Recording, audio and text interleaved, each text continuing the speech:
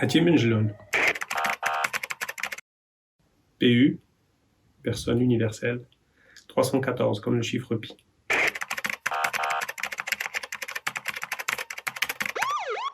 Plutôt conseiller en affaires publiques ou conseiller en lobbying.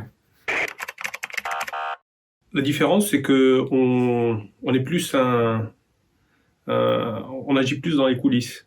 Un lobbyiste est beaucoup plus actif, beaucoup plus présent, beaucoup plus visible, beaucoup plus transparent, un peu comme dans le monde anglo-saxon.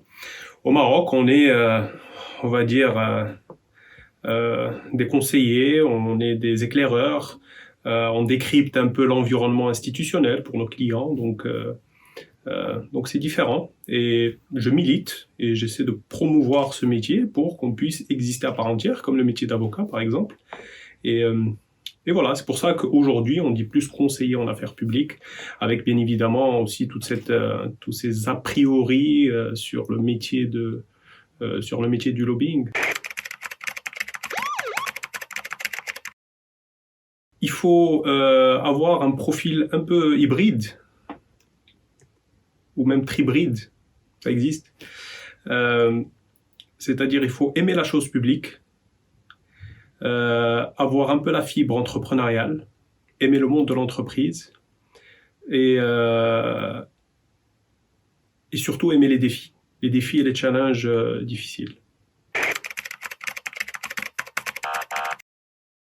Alors le lobbyisme au Maroc, c'est embryonnaire, hein. On passe beaucoup de temps à sensibiliser nos clients, nos partenaires à ce qu'est le métier du lobbying. Il y a beaucoup d'a priori, il y a beaucoup on va dire, ou une perception très péjorative sur ce métier. Alors que je pense que c'est un métier qui peut faire avancer la démocratie, qui peut faire avancer la transparence, qui peut améliorer la gouvernance.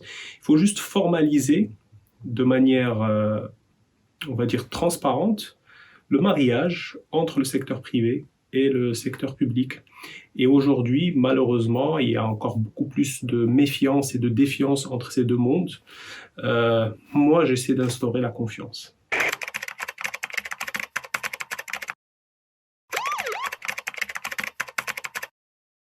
C'est comme dans le foot, hein, les pétrodollars ne font jamais des champions. Mais je prendrais une autre analogie, un autre sport, c'est le jeu de poker. Un bon joueur de poker n'est pas celui qui gagne tout le temps avec des grosses cartes entre les mains. C'est celui qui sait gagner avec des petites cartes, des moyennes et des grosses. Et je pense que nous, on arrive à jouer avec toutes les cartes. Je vais plutôt parler de mon plus beau contrat, qui est une mission qui m'a beaucoup passionné. C'est d'accompagner l'évolution réglementaire pour faire en sorte que les couples souffrant d'infertilité puissent être pris en charge. Et déjà que l'infertilité puisse être reconnue comme une maladie ou un problème de santé publique, et on va dire que les tentatives de PMA, par exemple, puissent être, on va dire, prises en charge par la couverture maladie. Donc ça, c'est un beau contrat et un beau succès. C'est la joie que j'ai pu éprouver lors de l'annonce de Monsieur le ministre Moulay Hafid Alami, qui a mis fin à la pratique du jeton dans le secteur de la peinture. Un dossier très complexe, très difficile, parfois même décourageant. Mais Moulay Hafid Alami a réussi à venir à bout on va dire, de cette pratique pernicieuse qui se pratiquait au détriment aussi bien des consommateurs comme nous que des peintres eux-mêmes. Donc voilà, je suis très fier de ce succès. La pire anecdote, vous savez, c'est quand vous travaillez sur un projet jour et nuit et il n'aboutit à rien. Et il y a 2 ou 3 ans, on a travaillé de fond en comble on a lancé une concertation publique sur la stratégie gazière au Maroc. On a rencontré beaucoup de monde dans l'administration, dans le secteur privé, etc. pour essayer de sortir avec une feuille de route, ou plutôt des recommandations pour la stratégie gazière au Maroc. On a fait un très beau rapport, mais qui n'a jamais vu le jour. On va dire que trop de considérations politiques ont mis en échec cette mission.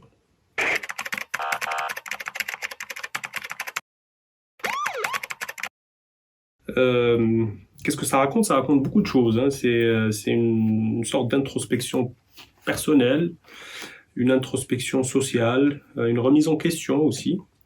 L'idée, c'est tout simplement, on est en inspiration de l'expression de Sartre, l'enfer c'est les autres, c'est tout simplement essayer de décrypter ces tendances que nous avons tous à décrire le Maroc à travers l'autre, en considérant que le problème, c'est l'autre, alors que peut-être, de manière paradoxale, soit le problème, c'est nous-mêmes, individuellement, ou plutôt que si l'enfer, c'est les autres, ben peut-être que le paradis, ou plutôt le Maroc idéal, est peut-être en nous, individuellement, et qu'il est peut-être parfois, enfin, ou plutôt il faut faire l'effort de faire ressurgir ce petit paradis, cette utopie qui est en nous, plutôt que d'être dans la caricature ou dans le dénigrement de ce qu'on est ou de ce qu'on pourrait devenir.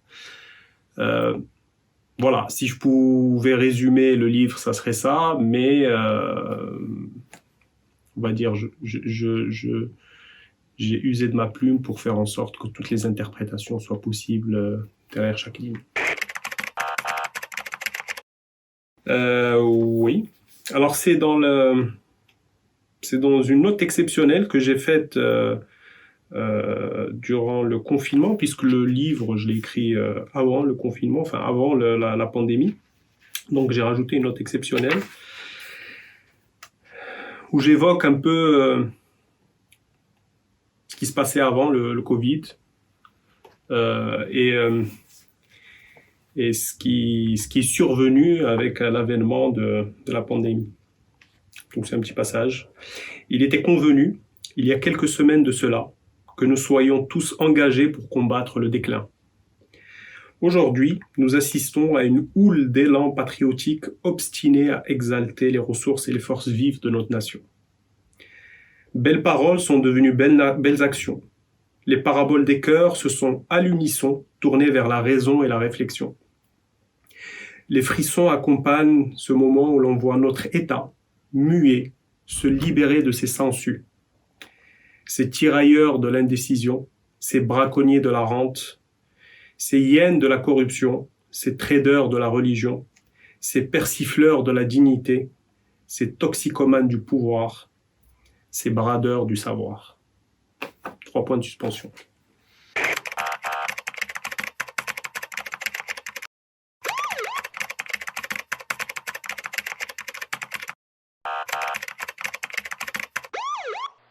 C'est Mohamed Sajid, l'Union constitutionnelle plus précisément.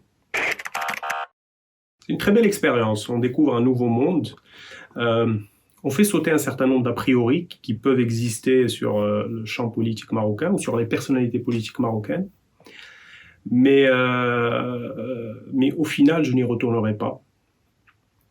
Si je fais encore une analogie, en tout cas si j'utilise on va dire le monde médical, lorsqu'un corps est malade et on doit opérer une greffe, le greffon ne tient pas parfois, ou même souvent, c'est très difficile qu'une greffe réussisse, c'est un exploit chirurgical et un exploit scientifique.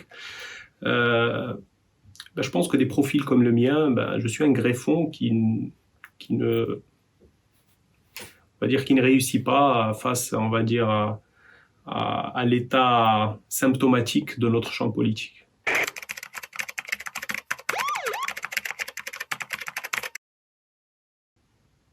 Absolument. Si on peut me garantir d'ici 10 ans qu'on peut le faire à un prix abordable, je commence à faire des économies dès maintenant.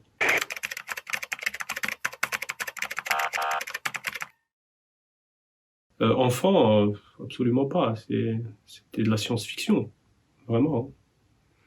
Donc voilà, mais je pense qu'aujourd'hui, on a tous, avec les évolutions très rapides des technologies, je pense qu'on a appris à s'adapter. En tout cas, plus rien n'est étonnant aujourd'hui. Plus rien ne peut nous choquer sur le plan scientifique. Si un jour on me dit qu'on a trouvé une porte spatio-temporelle dans l'univers, Je serais heureux et ça m'étonnerait pas. Oui, ça me parle. 2053, c'est un peu d'espionnage, un peu d'amour, et c'est une projection sur le Maroc de 2053. C'est mon prochain roman.